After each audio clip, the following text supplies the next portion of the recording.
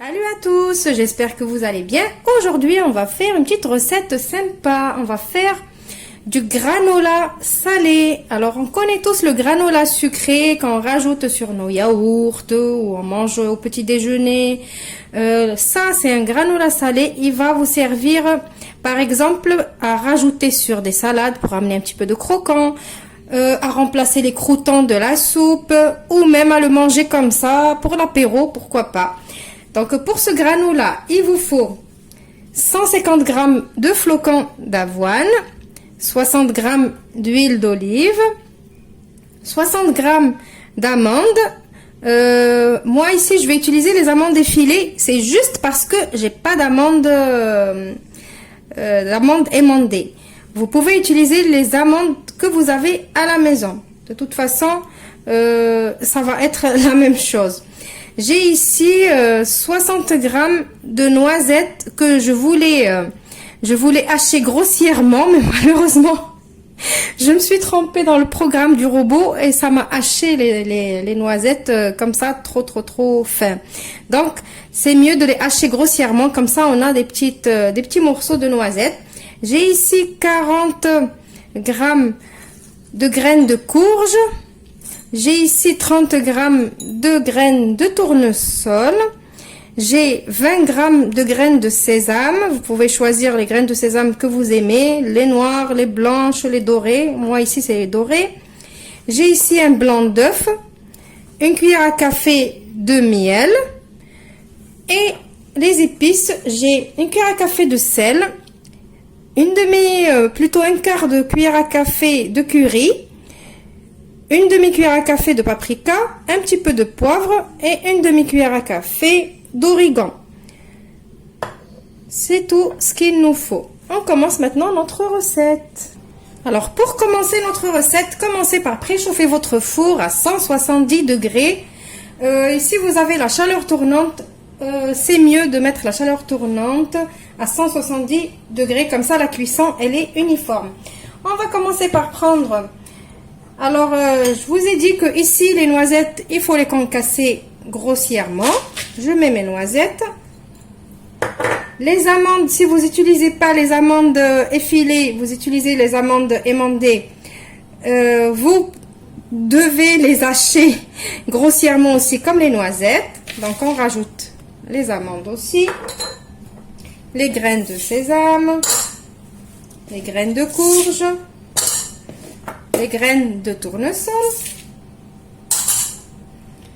On met les épices.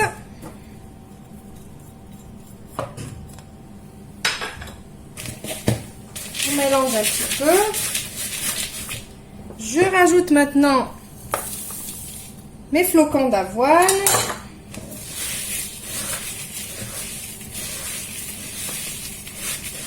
Et vous pouvez mettre les fruits à coque que vous aimez, que vous voulez, ce que vous avez à la maison. Vous n'êtes pas obligé de mettre vraiment la même chose que moi. Il y a les pistaches, il y a les noix de pécan, il y a les noix de cajou, il y a plein de choses que vous pouvez utiliser. Maintenant, on va rajouter l'huile.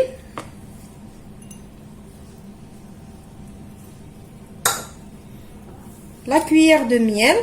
Ne vous inquiétez pas, la cuillère de miel, elle va pas donner le goût du sucre du tout. Mais elle va aider à donner le goût doré. Le goût, j'ai dit le goût. La couleur dorée. Désolée. Ça va aider à donner la couleur, la jolie couleur dorée. Je sais pas qu'est-ce qui m'arrive ce matin. Je mélange ça un peu. Voilà. Il faut qu'il y a tout qui s'imprègne des épices, de l'huile, avant de rajouter le blanc d'œuf.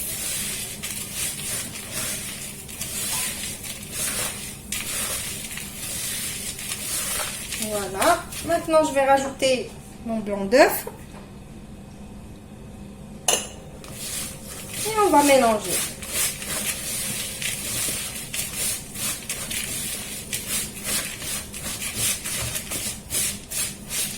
Alors, juste une petite...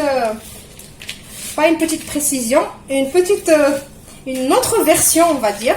Si vous ne rajoutez pas le blanc d'œuf, vous allez obtenir un muesli. Alors, si vous voulez obtenir un granola, rajoutez le blanc d'œuf comme moi, comme ça on va le faire cuire et après on va obtenir des belles pépites de granola. Si vous voulez juste du muesli par exemple, eh ben, ne rajoutez pas le blanc d'œuf et mettez tout ça à cuire comme ce qu'on va faire maintenant et vous allez avoir un muesli. Voilà, donc maintenant on va prendre une plaque. Alors ma plaque qui va au four, j'ai mis mon papier cuisson. Je fais toujours ma petite astuce, je mouille ma plaque, je mets de l'eau pour que ma feuille ne bouge pas. Voilà, vous avez vu, ça ne bouge plus. Et maintenant, on va essayer d'étaler notre préparation. D'abord, je fais encore 2 petits coups de mélange comme ça, pour être sûr que c'est bien mélangé le blanc d'œuf. Et maintenant, on va étaler tout ça. Alors, vous allez l'essayer et vous allez m'en dire des nouvelles. Vous pouvez aussi changer les épices comme vous voulez. Innover, faites.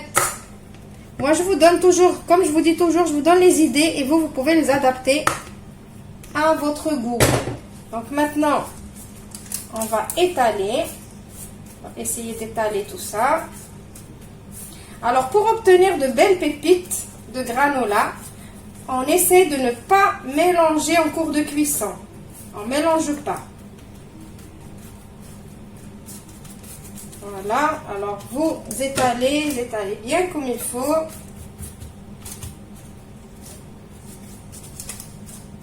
Voilà, on fait comme ça. Et maintenant, je vais mettre tout ça au four préchauffé à 170 degrés, je vous ai dit. Pour ma part, peut-être 15 à 20 minutes, mais s'il vous plaît, surveillez votre four parce que selon les fours, la cuisson peut changer. Donc, vous, par exemple, moi, ça va me prendre 15 minutes. Vous, peut-être, ça va vous prendre 10 minutes ou plus.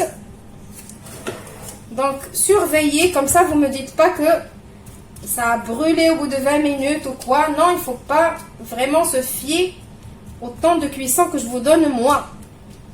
Voilà, donc comme ça.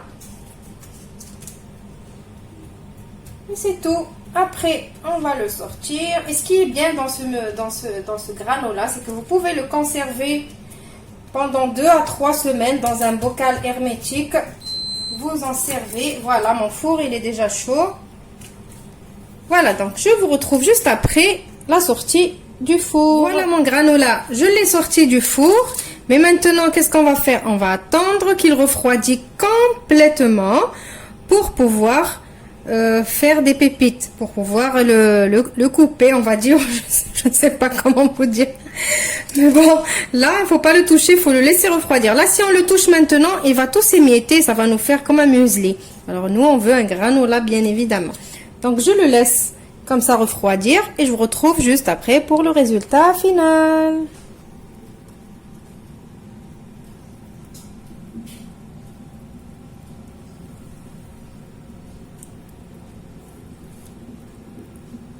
Voilà mon granola, il est prêt. Donc, vous voyez, j'ai fait des petites pépites.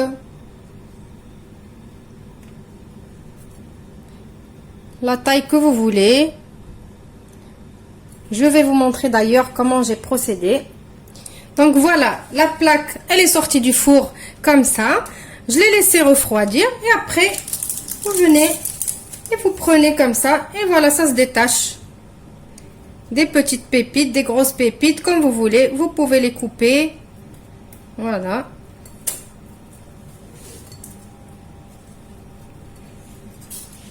Voilà, juste comme ça, on prend et on pose.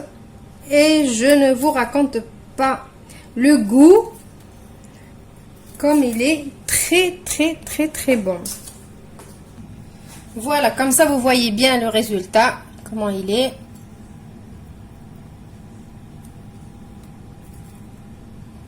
Donc j'espère que vous allez essayer ce granola salé. Et je suis sûre et certaine, dès que vous allez l'essayer, vous allez l'adopter. Surtout, franchement, par exemple, les personnes intolérantes au gluten qui ont envie d'avoir des croûtons eux aussi sur leur soupe, par exemple, et ben ça, c'est une alternative qui est très bonne, excellente. Et comme je vous ai dit, n'oubliez pas, si vous voulez juste du muesli, ben ne mettez pas le blanc d'œuf. Voilà, j'espère que vous allez l'essayer, que la recette elle vous a plu. Je vous retrouve dans une nouvelle recette prochainement. Au revoir et merci.